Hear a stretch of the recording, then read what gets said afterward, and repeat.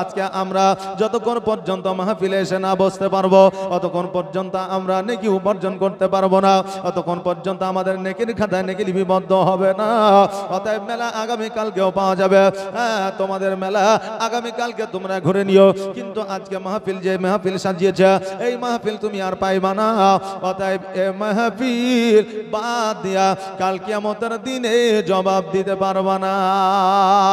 আল্লাহ তাবারক তাআলা জিজ্ঞাসা করবে, বান্দারে তুমি যুবক অবস্থায় তোমাকে আমি রক্তের গরম দিয়েছিলাম, পাওয়ার দিয়েছিলাম, ক্ষমতা দিয়েছিলাম, ব্রেন দিয়েছিলাম, বুদ্ধি দিয়েছিলাম, হাত দিয়েছিলাম, পা দিয়েছিলাম, বলো বলো যুবক তুমি আমার জন্য কি করেছো? আমার উপাসনা তুমি কি করেছো?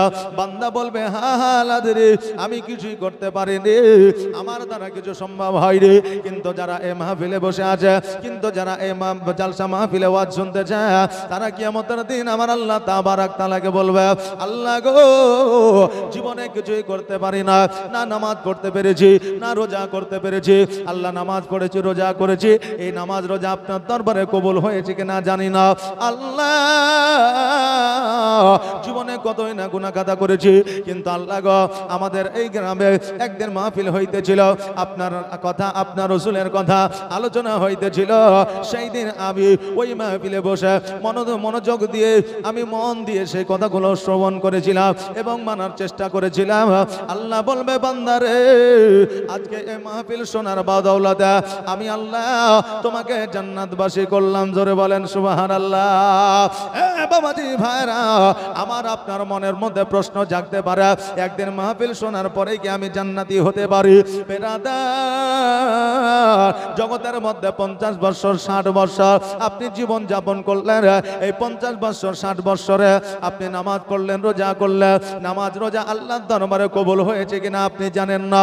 কবুল নাও হতে পারে, কিন্তু আপনার 50 বছর 60 বছরের জীবনে আল্লাহ তাবারক তাআলার যদি একটা কাজ একটা কর্ম পছন্দ হয়ে যায়, আমার আল্লাহ তাবারক তাআলার নিকটে আপনার একটা কাজ যদি কবুল হয়ে যায়, ওই একটা কাজের বদৌলতে আমার আল্লাহ তাবারক তাআলা আপনাকে জান্নাতবাসী করতে পারে।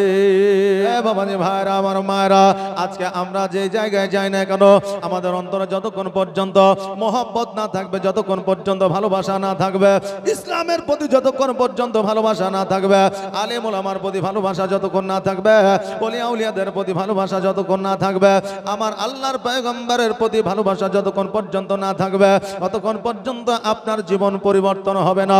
আপনি বলবেন, হুজুর গো আখেরি পয়গম্বর মুহাম্মদ রাসূলুল্লাহ সাল্লাল্লাহু তাআলা আলাইহি ওয়াসাল্লামকে কে এমন পৃথিবীর মধ্যে আছে ভালোবাসে না? কে এমন পৃথিবীর মধ্যে আছে যে মহব্বত করে না?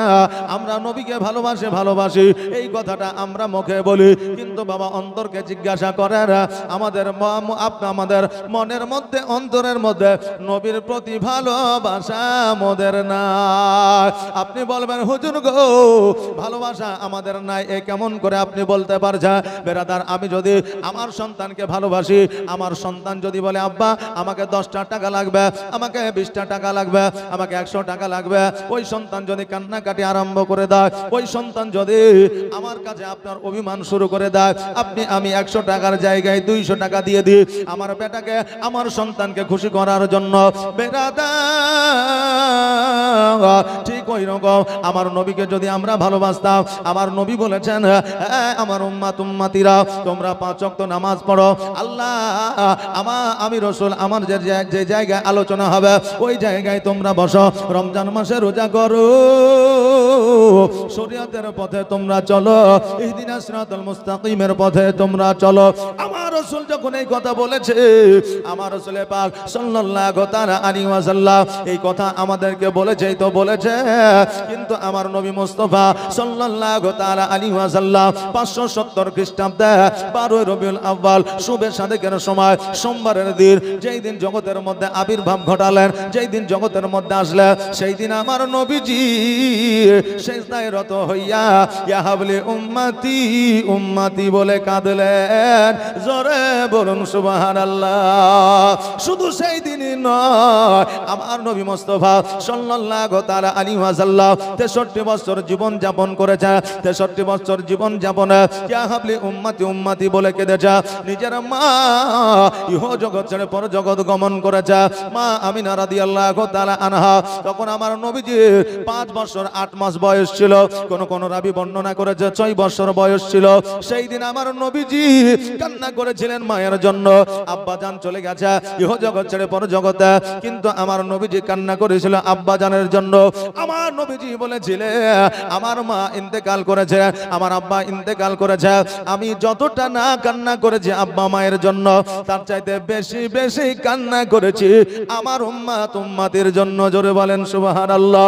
শুধু জগতের মধ্যে 63 বছর জীবন যাপনে নয়, কিয়ামতের দিন আমার দয়ার নবী মায়ার নবী সাল্লাল্লাহু তাআলা আলাইহি ওয়াসাল্লাম এই উম্মাত উম্মাতের জন্য কান্না করবে।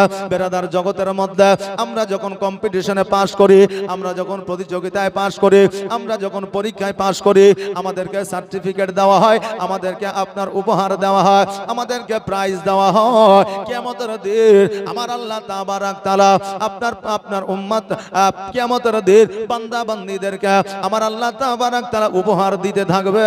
সর্বশেষে আমার নবী মুস্তাফা সাল্লাল্লাহু তাআলা আলাইহি ওয়াসাল্লামকে জিজ্ঞাসা করবে, হাবিবি গো, সবাইকে উপহার দিয়েছি, পীর পয়গম্বর ওলি আউলিয়া আমার বান্দা বান্দী প্রত্যেককে আমি উপহার দিয়েছি, হাবিবি গো বলো বলো তোমার কি উপহার চাই? আমার নবী মুস্তাফা সাল্লাল্লাহু তাআলা আলাইহি ওয়াসাল্লাম বলবে, আল্লাহ আমার কোন উপহার চাই না গো আল্লাহ, আমার উম্মত উম্মতিকে তুমি জান্নাতবাসী করে দাও, আমার উম্মত উম্মতিকে তুমি ক্ষমা করে দাও, আমি নবী আমার জন্য উপহার হয়ে যাবে। জোরে বলেন সুবহানাল্লাহ।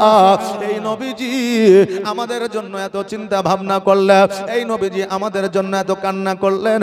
আমরা যদি নবীকে ভালোবাসতাম আমাদের দ্বারা নামাজ কাজা হইতো না, আমরা যদি নবীকে ভালোবাসতাম আমাদের দ্বারা দাড়ি কাটা হইতো না, আমরা যদি নবীকে ভালোবাসতাম আমাদের জন্য রোজা কাজা হতো না, আমরা যদি নবীকে ভালোবাসতাম আমাদের আলেম ওলামাকে অসম্মান করতাম না, আমরা যদি নবীকে ভালোবাসতাম নিশ্চয় আমার নবীর পথটা আঁকড়ে ধরতাম। আমরা নবীর পথটা আঁকড়ে ধরতে পারি নাই বাবা। এ আমার বিরাদার মিল্লাত ইসলামিয়া, আমার নবী মুস্তাফা সাল্লাল্লাহু তাআলা আলাইহি ওয়াসাল্লামকে আমার নবীজির সাহাবীরা কত ভালোবেসেছিলেন একবার দেখা। আমার নবী মুস্তাফা সাল্লাল্লাহু তাআলা আলাইহি ওয়াসাল্লামের জন্য আমার নবীজির সাহাবীরা প্রাণ পর্যন্ত দিয়েছেন, জান পর্যন্ত দিয়েছেন, প্রাণকে কুরবান করে দিয়েছেন, একটু দ্বিধাবোধ মনে করে নয়। কিন্তু আমরা জগতের মধ্যে আমাদেরকে জান দিতে হয় না, আমাদেরকে প্রাণ দিতে হয় না, আমাদেরকে যুদ্ধের ময়দানে যেতে হয় না, আমাদের বিবিদের বিধবা বানাইতে হয় না, আমাদের সন্তানদের এতিম বানাতে হয় না। কিন্তু আমার নবীজির আমলে যুদ্ধের ময়দানে আমার নবীজি যাইতে হবে যখনই ঘোষণা করে দিয়েছে, বাসর রাত্রি থেকে যুদ্ধের ময়দানে চলে গেছে, বিবির কথা চিন্তা করে না, সন্তানের কথা চিন্তা করে না, নবীর খবর যেমনই পেয়েছে রে বাবা সঙ্গে সঙ্গে তালওয়ারখানা নিয়ে যুদ্ধের পোশাক পরিয়া ঢালখানা নিয়ে যুদ্ধের ময়দানে হাজির হয়ে গেছে। চিন্তা করে নাই আমি শহীদ হয়ে যাব, চিন্তা করে নাই আমি মারা যাব, চিন্তা করে নাই আমার প্রাণ থাকবে না, চিন্তা করে নাই আমার বিবি বিধবা হয়ে যাবে, চিন্তা করে নাই আমার সন্তান এতিম হয়ে যাবে। শুধু একটাই চিন্তা করেছে, যুদ্ধের ময়দানে শহীদ হইয়া ইসলামকে দণ্ডায়মান করতে হবে। আর ইসলামকে দণ্ডায়মান করলে আমি যদি শহীদ হয়ে যাই আমার নবী খুশি হয়ে যাবে। জোরে বলুন সুবহানাল্লাহ। তিনাদের উদ্দেশ্য ছিল বাবা এটা, বেরাদার মিল্লাত ইসলামিয়া, আমার নবীজিকে তারা খুশি করেছে, আমার আল্লাহ তাবারাক তাআলাকে তিনারা খুশি করেছে। আমার নবী যে পথ দেখিয়ে গিয়েছে সেই পথ দিয়ে তিনারা চলতে আরম্ভ করেছে। আর এই জন্য তিনারা জগতের মধ্যে জান্নাতের সার্টিফিকেট পেয়েছে। জান্নাতের সার্টিফিকেট পাওয়ার পরেও জান্নাতে যাবে কিনা, আল্লাহর দরবারে তিনার ইবাদত কবুল হবে কিনা, এই চিন্তায় তিনারা আপনার পাগল হয়ে গেছে। আর আজকে বর্তমানে আমরা জালসা হইলে মেলাতে ঘুরি, বর্তমানে আমরা মসজিদে যাই না, বর্তমানে বর্তমানে আমরা নামাজ পড়ি না, আর আমরা কেমন করে গ্যারান্টি দিতে পারি আমরা হব জান্নাতি? আমার উমরে ফারুক রাদিয়াল্লাহু তাআলা আনহু পবিত্র রমজান মাস শেষ হয়েছে, ঈদের আপনার ঈদুল ফিতরের চাঁদ উঠে গিয়েছে, ঈদুল ফিতরের চাঁদ উঠে গিয়েছে, সকালবেলায় ফজরের নামাজ পড়েছে, নামাজ পড়ার পরে মসজিদে নববীতে আপনার বসে আছে। আমার নবীজির অন্যান্য সাহাবীরা বলতেছে, হে উমরে ফারুক, আজকে এই জায়গায় তুমি বসে আছো কেন? বাড়িতে যাও, গোসল বানাও, নতুন পোশাক পরিধান করো, পরিষ্কার পরিচ্ছন্ন পোশাক পরিধান করো, আর মিষ্টান্ন খাবার খাইয়া নবীজির সুন্নাত মোতাবেক ঈদগার ময়দানে চলো, নামাজ আদায় করতে হবে। আমার হযরত ওমরে ফারুক রাদিয়াল্লাহু তাআলা আনহু অঝর নয়নে কান্না করতে আরম্ভ করলে। সাহাবীরা বলে, এই উমর, আজকে খুশির দিনে, আজকে ঈদের দিনে তোমার চোখে পানি, কারণটা কি? তুমি কেন কান্না করো? হযরত ওমরে ফারুক রাদিয়াল্লাহু তাআলা আনহু বলতেছে, ওগো আমার নবীজির সাহাবীরা শোনো, আজকে যে এক মাস রোজা রাখলাম, আজকে এক মাস তারাবি পড়লাম, দান করলাম, খায়রাত করলাম, যাকাত দিলাম, আমি এই টেনশনে কান্না করতেছি যে আমার ইবাদত আল্লাহর দরবারে কবুল হয়েছে কিনা। জোরে বলেন সুবহানাল্লাহ। যে উমর জগতের মধ্যে জান্নাতের সার্টিফিকেট পেয়েছে, ওই উমর রাদিয়াল্লাহু তাআলা আনহু পবিত্র রমজান মাসের রোজা, পবিত্র রমজান মাসের তারাবি আল্লাহর দরবারে কবুল হয়েছে কিনা এই টেনশনে, এই চিন্তায় যদি কান্না করতে পারে, আমরা নবীর সামান্য উম্মতি, আমাদের কতটা চিন্তা করা দরকার। এ বেরাদার, হযরত আবু বকর সিদ্দিক রাদিয়াল্লাহু তাআলা আনহু আমার নবী মুস্তাফা সাল্লাল্লাহু তাআলা আলাইহি ওয়াসাল্লামকে বলে, ইয়া রাসূলুল্লাহ, ইয়া হাবিবাল্লাহ, নবী গো,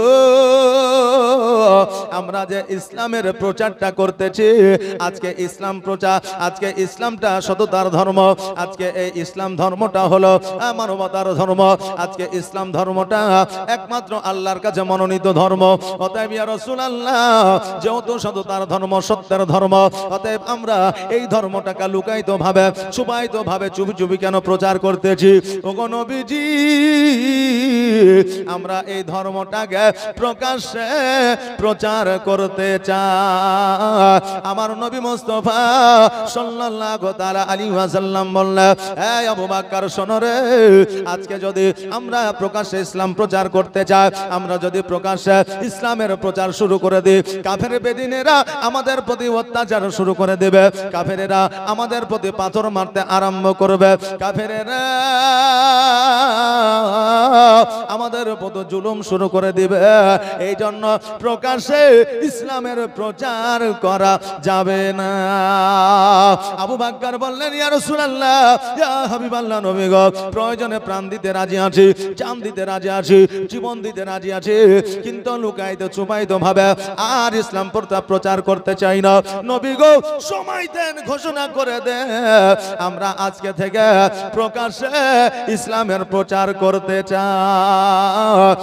বেরাদার, আজকে আমাদের মুসলমান আমাদেরকে আখ্যায়িত করছে তালওয়ার দেখায়া, আজকে কত রকম আপনার ভয় দেখায়া আপনার মুসলমান মানুষকে বানিয়েছে, এই রকম ভাবে আখ্যায়িত আমাদের করতেছে। আজও পর্যন্ত কোন রাবি ইতিহাসের পাতায় আপনার বর্ণনা করতে পারে না, কোন লেখক এখনো পর্যন্ত লিখে দিতে পারে না যে কোন একজন ধার্মিক মানুষ ধর্মের প্রচার জোরপূর্বক করেছে। কেউ প্রমাণ করে দিতে পারে না, কিয়ামত পর্যন্ত প্রমাণ করতে পারবে না। জোরে বলেন সুবহানাল্লাহ। নবী মুস্তাফা সাল্লাল্লাহু তাআলা আলাইহি ওয়াসাল্লাম, ওনার আখলাক, চরিত্র, ব্যবহার, কথাবার্তায় মানুষ নিজের ধর্ম ত্যাগ করে মুসলমান হয়েছে, ইসলাম ধর্ম গ্রহণ করেছে। জোরে বলেন সুবহানাল্লাহ। ওই আবু বকর সিদ্দিক রাদিয়াল্লাহু তাআলা আনহু যখন আমার নবীকে এই কথা বললে, আমার নবীজি বললে, আবু বকর, তুমি যখন এই কথা বলছো, আগামী কালকে তোমরা আসো, সকল সাহাবীদেরকে ডাকিয়া আমি এলান করে দিব, ঘোষণা করে দিব যে ইসলাম প্রচার আর ছুপায়িত ভাবে হবে না, লুকায়িত ভাবে হবে না, প্রকাশ্যে হবে। চাহে যা হবে পরের দিন সকালবেলা সকল সাহাবী কেরামগণকে ডাকা হয়েছে। ডাকার পরে আমার নবী মুস্তাফা সাল্লাল্লাহু তাআলা আলাইহি ওয়াসাল্লাম বলে, আমার সাহাবীরা তোমরা প্রকাশ্যে ইসলামের প্রচার করবে, তোমাদের প্রাণহানি হতে পারে, তোমাদের প্রাণ চলে যেতে পারে, কাফেরেরা তোমাদেরকে আক্রমণ করতে পারে। এই জন্য বলো বলো কে কে জীবন দিতে রাজি আছো? সঙ্গে সঙ্গে আবু বকর সিদ্দিক রাদিয়াল্লাহু তাআলা আনহু আপনার হাতখানা উপরে উঠায় দিয়েছে। জোরে বলেন সুবহানাল্লাহ। যেমন আবু বকর সিদ্দিক রাদিয়াল্লাহু তাআলা আনহু উপর থেকে হাতখানা উঠায় দিয়েছে, লাব্বাইক ইয়া রাসূলুল্লাহ, আমি রাজি আছি। সঙ্গে সঙ্গে প্রত্যেকটা সাহাবী কেরামগণ হাত বাবা উঠায় দিয়েছে। বেরাদার একজন হাত উঠাইলে দেখবেন অনেকে হাত উঠায় দেয়, কিন্তু প্রথমে একজন হাত উঠাইতে একটু ইতস্তত বোধ মনে করে। দেখবেন বেরাদার মেলাতে এত লোক ছুটাছুটি করতেছে, এই পার থেকে ওই পার, ওই পার থেকে সেই পার, কোনো কাজ নাই কর্ম নাই। এখন 10টা লোক 20টা লোক যদি আপনার লাইন দিয়ে দেয় স্টেজের দিকে, জালসার দিকে ঢুকবে, এইরকম ভাবে যদি একটা টান দিয়ে দেয়, দেখবেন মেলার মধ্যে যুবক বলেন আর যুবতী বলেন কেউ থাকবে না, সবাই এই দিকে চোখ অগ্রসর হয়ে যাবে। মেলার মধ্যে যদি লোক না থাকে, দেখবেন লোকের আপনার ভিড় থাকবে না। থাকবে লোক দেখে লোক যায়। দেখবেন একটা দোকানে যদি 20টা আপনার লোক সব সময় দাঁড়িয়ে থাকে, মানুষ মনে করে নিশ্চয়ই এই দোকানে ভালো মাল পাওয়া যায়। ভাবে কি ভাবে না? ভাবে। দেখবেন ওই দোকানে যাওয়ার চেষ্টা করে। বেরাদার বলার উদ্দেশ্য হলো এটা, একটা সমাজে যখন একজনকে সমর্থন করতে বলে, দেখবেন কারো ইচ্ছা আছে হাত উঠানো, কিন্তু উঠাইতে পারে না। বিবেকে আপনার ধাক্কা লাগে যে আমি আগে উঠাবো, কেউ উঠাবে তারপরে উঠাবো, এইরকম বিবেকে একটু লাগে। এই জন্য আবু বকর সিদ্দিক রাদিয়াল্লাহু তাআলা আনহু সর্বপ্রথম বাবা হাত উঠায় দিয়েছে। যেমন আবু বকর সিদ্দিক রাদিয়াল্লাহু তাআলা আনহু হাত কানাকে উঠায় দিয়েছে, প্রত্যেকটা সাহাবী হাত উঠায় দিয়েছে। আমার নবীজি বলে, সাহাবীরা রে, আজকে থেকে ইসলামের প্রচার ও প্রসার প্রকাশ্যে হবে, লুকায়িত ছুপায়িত ভাবে আর ইসলামের প্রচার হবে না। এই এলানে ঘোষণা আমার নবী মুস্তাফা সাল্লাল্লাহু তাআলা আলাইহি ওয়াসাল্লাম করে দিলেন। এবার ঘোষণা করে দেওয়ার পরে আবু বকর সিদ্দিক রাদিয়াল্লাহু তাআলা আনহু নিজের বাসভবনের দিকে আপনার চলতে আরম্ভ করলেন। এবার চলতে চলতে যখন আপনার কিছু দূর চলে গিয়েছে, হঠাৎ করে আবু বকর সিদ্দিক রাদিয়াল্লাহু তাআলা আনহুর উপরে যেন পাথরের আপনার বৃষ্টি পড়তে আছে, চতুর্দিক থেকে যেন পাথরের আঘাত চলে আসে। আবু বকর বলে, শোনো রে কাফেরের দলেরা, আজকে আমাকে পাথরের আঘাত করো, কারণটা কি? আজকে পাথরের আঘাত করে তোমরা কি স্বাদ পাবা, কি মজা পাইবা? কাফেরের দলেরা বলে, এই আবু বকর শোনো, আজকে তোমাদের ধর্ম প্রচার প্রকাশ্যে হবে, এই খবরটা আমরা পেয়ে গেছি। অতএব সর্বপ্রথম নবীকে তুমি সমর্থন করেছ, সর্বপ্রথম তুমি নবীকে সঙ্গ দিয়েছ। আবু বকর আজকে তোমাকে সেই জন্য পাথরের আঘাত করা হচ্ছে। আবু বকর আজকে যদি তুমি নবীর সঙ্গ ছেড়ে দাও, আজকে যদি নবীকে তুমি সমর্থন করা ছেড়ে দাও, তোমাকে পাথরের আঘাত করা হবে না, তোমার প্রতি অত্যাচার করা হবে না, তোমার প্রতি জুলুম করা হবে না। আবু বকর বলেছিল, কাফেরের দলেরা, আজকে আমার নবীর সঙ্গতা ছাড়া তো দূরের কথা, আজকে যদি আমার প্রাণ চলে যায়, দিন চলে যায়, আজকে যদি আমার জীবন চলে যায়, আমি তবুও আমার নবীর সঙ্গ ছাড়ব না। জোরে বলেন সুবহানাল্লাহ। আমার নবী মুস্তাফা সাল্লাল্লাহু তাআলা আলাইহি ওয়াসাল্লাম কিয়ামতের দিন আমার নবীর প্রেমিককে ছাড়বে না, সঙ্গে করে জান্নাতে নিয়ে যাবে। নবী আমার সকল উম্মতিকে শাফাত লাভ করাবে। ও বেরাদার, মদিনাতুল মুনাওয়ারায় আমার নবী মুস্তাফা সাল্লাল্লাহু তাআলা আলাইহি ওয়াসাল্লাম আরাম ফরমাইতে আছেন, কিন্তু আমার নবীজি সমগ্র পৃথিবীতে কে দরুদ পড়তেছে, কে সালাম পাঠাইতে আছে, আমার নবীজি সব কিছু আপনার শুনতেছে। জোরে বলে সুবহানাল্লাহ। আর আমার মদিনায় নিবানে দয়ার নবীজি আমার মদিনায় নিবানি নবী আমার মদিনায় নিবানি তুমি আমার মদিনায় নিবানি দয়ার নবীজি আমার মদিনায় নিবানি নবী আমার মদিনায় নিবানি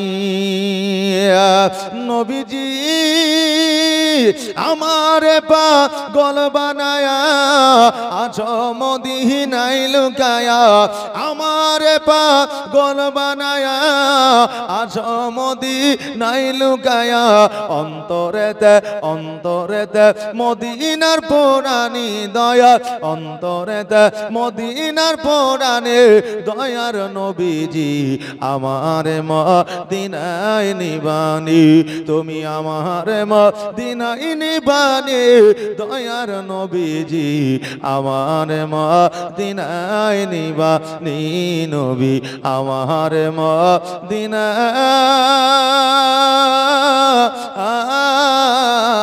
মদিনায় নিবানি বাবাজি ভাইরা আমার আবু বকর সিদ্দিক রাদিয়াল্লাহু তাআলা আনহু বলে শোনো রে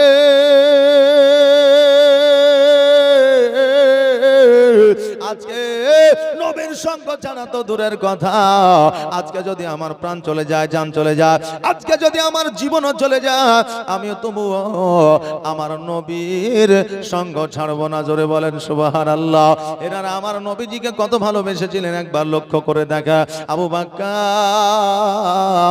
সিদ্দিক রাদিয়াল্লাহু তাআলা আনহু যখন এই কথা বললেন এই কথা শোনার পরে কাফেরেরা আরো রাগান্বিত হয়ে গেল কাফেরেরা পাথরে আঘাত করতে লাগলো আবু বকর সিদ্দিক রাদিয়াল্লাহু তাআলা আনহু সারা শরীর যেন রক্তাক্ত হয়ে গেল সারা শরীর দিয়ে যেন রক্ত ঝরতে আরম্ভ করলো আবু বকর সিদ্দিক রাদিয়াল্লাহু তাআলা আনহু একটা সময় যেন মরুভূমির বালিতে যেন লুটায়া পড়লেন জোরে বলেন সুবহানাল্লাহ সকল কাফেরেরা চিন্তা করলো আবু বকর যখন মরুভূমির বালিতে লুটায়া পড়েছে আবু বকর হয়তো আর বাঁচবে না চলো আমরা পালায়া যাই আবু বকরকে আর পাথরের আঘাত মারা লাগবে না সকল কাফেরেরা সবাই যেন বাসভবনের দিকে চলতে আরম্ভ করলো কিছুক্ষণ পরে আবু বকর সিদ্দিক রাদিয়াল্লাহু তাআলা আনহু যেন বাবা আপনার জ্ঞান ফিরেছে এবার আস্তে আস্তে জীর্ণ শীর্ণ হইয়া আপনার মরুভূমি থেকে যেন উঠেছে মরুভূমি থেকে উঠার পরে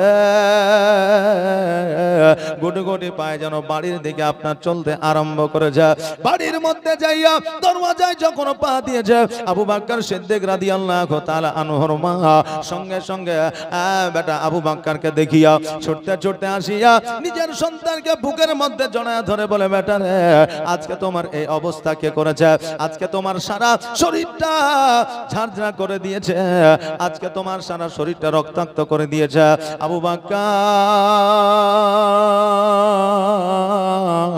বলো বলো এই অবস্থা কেন করেছে আবু বকর বলে মা গো আজকে আমার নবীজির সঙ্গ দিয়েছি বলে আজকে আমার নবীজিকে ভালোবেসেছি বলে আজকে আমার নবীকে মহব্বত করেছি বলে আজকে ইসলামের প্রচার ও প্রসার প্রকাশ্যে করব বলে আজকে কাফেরেরা পাথরের আঘাত করেছে জোরে বলেন সুবহানাল্লাহ সঙ্গে সঙ্গে আমার আবু বকর সিদ্দিক রাদিয়াল্লাহু তাআলা আনহুর পুরো শরীরটা যেন আপনার পরিষ্কার পরিচ্ছন্ন করলে এবার আবু বকর যেন আপনার শুয়ে আছে নিজের মা জননী গরম পানি করে নিয়ে এসে ওই কাটা জায়গাগুলোতে যেন স্বাদ দিতেছে আবু বকর বলে মা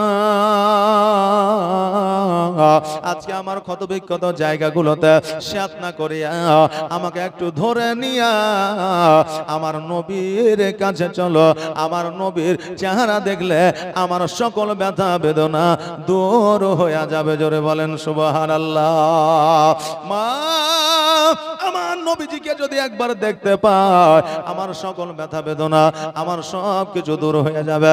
মা জননী সঙ্গে সঙ্গে বলল, বেটা চলো আমি তোমাকে সঙ্গে করে নিয়ে যাব।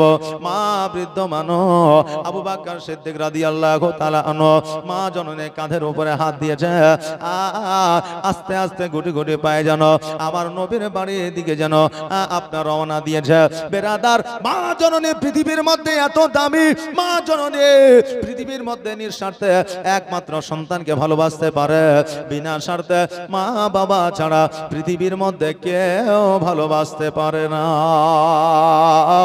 ও বেরাদার, ওই মা জননী সন্তানের কষ্টে কষ্ট পেয়ে যায়, সন্তানের খিদায় মা ক্ষুধার্ত হয়ে যায়, সন্তানের জ্বরে আপনার মা জর্জরিত হয়ে যায়। বেরাদার, এ মায়ের মতো দরদি জগতের মধ্যে আর কাউকে পাওয়া যাবে না। এই মা জননী এমন একটা জিনিস রে বাবা, হারিয়ে গেলে তার মূল্যটা আমরা বুঝতে পারি। এই মা পৃথিবীতে আমার আল্লাহ তাবারাক তাআলা একটাই পাঠিয়েছে, আসমান জমিন বিক্রি করে দিল একটা মা কিনে পাওয়া যাবে না, মা বাবা ক্রয় করা যাবে না।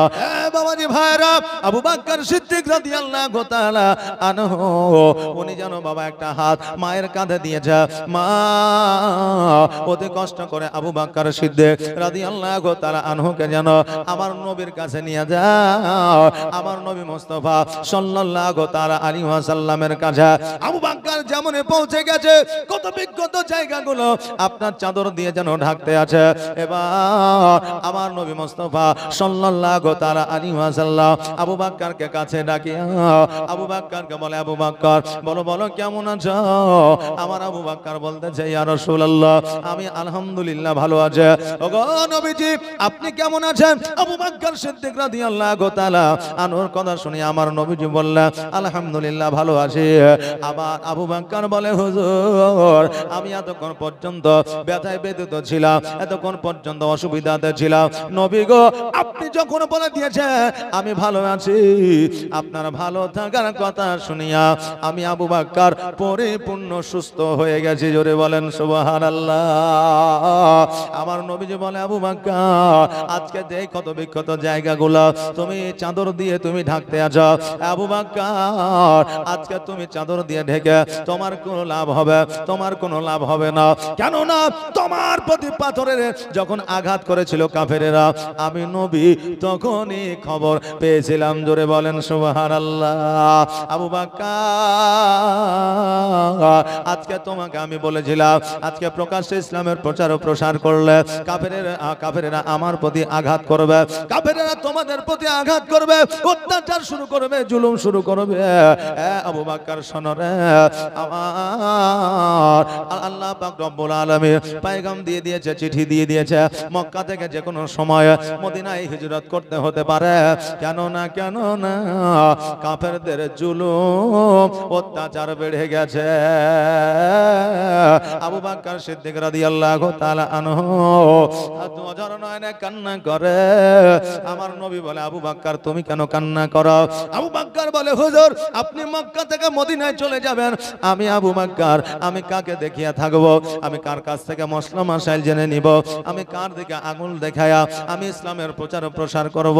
নবী গো আপনাকে দেখিয়া আপনাকে না দেখিয়া একটা মুহূর্ত থাকা আমার দ্বারা সম্ভব নয়। আমার নবী বলে, আবু বকর তোমাকে কে বলেছে আমি একাই মক্কা থেকে মদিনা যাব? আবু বকর আমি যেই দিন মক্কা থেকে মদিনায় যাব আমি তোমাকে সাথী করে বন্ধু করে নিয়ে যাব। জোরে বলেন সুবহানাল্লাহ। আবু বকর সিদ্দিক রাদিয়াল্লাহু তাআলা আনহু যেন বাবা খুশি হয়ে গেলেন, আনন্দে আনন্দিত হয়ে গেলেন। আর আবু বকর সিদ্দিক রাদিয়াল্লাহু তাআলা আনহু বাড়ির দিকে চলে গেলেন। এইদিকে আমার নবী মুস্তাফা সাল্লাল্লাহু তাআলা আলাইহি ওয়াসাল্লাম বাড়িতে আপনার আরাম করতে আছে। এইভাবে কয়েকদিন অতিবাহিত হয়ে গেল। আল্লাহ তাবারাক তাআলা জিবরিল আমিনের মাধ্যম দিয়া পয়গাম পাঠিয়ে দিল, এটা জিবরিল তুমি হাবিবকে জানায় দাও মক্কায় যেন আর না থাকে, মদিনায় যেন হিজরত করে। কেন না আমার হাবিবের পুরো ঘরটাকে কাফেরেরা ঘেরাও করেছে, যে কোনো মুহূর্তে আমার নবীর প্রতি তারা জুলুম শুরু করতে পারে। এই কথাটা আমার নবী মুস্তাফাকে জানায়া দে। হযরতে জিবরিল আলাইহিস সালাম জগতের মধ্যে আসলেন। আসার পরে আমার নবী মুস্তাফা সাল্লাল্লাহু তাআলা আলাইহি ওয়াসাল্লামকে বলে, ইয়া রাসূলুল্লাহ, ইয়া হাবিবাল্লাহ, নবী গো, আল্লাহর তরফ থেকে পয়গাম চলে এসেছে, আপনি মক্কা থেকে মদিনায় হিজরত করেন। আমার নবী মুস্তাফা সাল্লাল্লাহু তাআলা আলাইহি ওয়াসাল্লাম বলে, বাইরে অনেক কাফেরেরা আমার বাড়ি ঘেরাও করে আছে, এই তাদের সম্মুখ দিয়ে গেলে তারা কি আমাকে আক্রমণ করবে না? জিবরিল আমিন বলে, ইয়া রাসূলুল্লাহ, ইয়া হাবিবাল্লাহ, নবী গো, আমার আল্লাহ তাবারাক তাআলা সেটারও আপনার পারমিশন দিয়েছে, সেটারও দাওয়া দিয়েছে, ওষুধ দিয়েছে। একটা কোরআনের আয়াত পড়ে মাটির মধ্যে ফুঁক দিয়ে দেন, আর ওই মাটিটা ছিটায় দেন, কাফেরেরা সব দেখতে পাবে, কিন্তু আপনাকে তারা দেখতে পাবে না। জোরে বলেন সুবহানাল্লাহ। আমার নবী মুস্তাফা সাল্লাল্লাহু তাআলা আলাইহি ওয়াসাল্লাম আবু বকর সিদ্দিক রাদিয়াল্লাহু তাআলা আনহু বাড়ির দিকে যাবে, তার আগে হযরত আলী রাদিয়াল্লাহু তাআলা আনহুকে ডেকে নিয়ে আসলেন আর বললেন, আলী, এই বিছানায় তুমি শুয়ে যাও, আর আগামী কালকে আমার সঙ্গে মদিনায় তুমি দেখা করে নাও। জোরে বলেন সুবহানাল্লাহ। আলী রাদিয়াল্লাহু তাআলা আনহু বিছানায় শুয়ে গেলেন। আমার নবীজি আপনার ঘর থেকে বাহির হয়ে গেলে অনেকক্ষণ লক্ষ্য করে দেখে এইদিকে নবী বার হয় না। চলো, যখন নবী বার হয় না, তার বাড়ির ভিতরে যাইয়া তাকে আমরা কতল করে দেব। এবার কাফেরেরা আমার নবীজির বাড়ির মধ্যে প্রবেশ করেছে। এবার দেখছে যেন হযরত আলী রাদিয়াল্লাহু তাআলা আনহু চাদর মুখের উপরে দিয়ে যেন ঘুমাইতে আছে, আরাম করতে আছে। এবার কিছু কাফের বলছে তলোয়ারটা চালায়া দে, এবার কিছু কাফের বলছে না না না, তলোয়ার তো চালাবি, কিন্তু ওর চাদরখানা একবার টেনে দেখ কে আছে, আসলে নবী আছে না অন্য কেউ আছে। কাফেরেরা বলল, আমরা দেখেছি এই ঘরে নবী ছিল, অতএব নবী জানা আর কে থাকবে?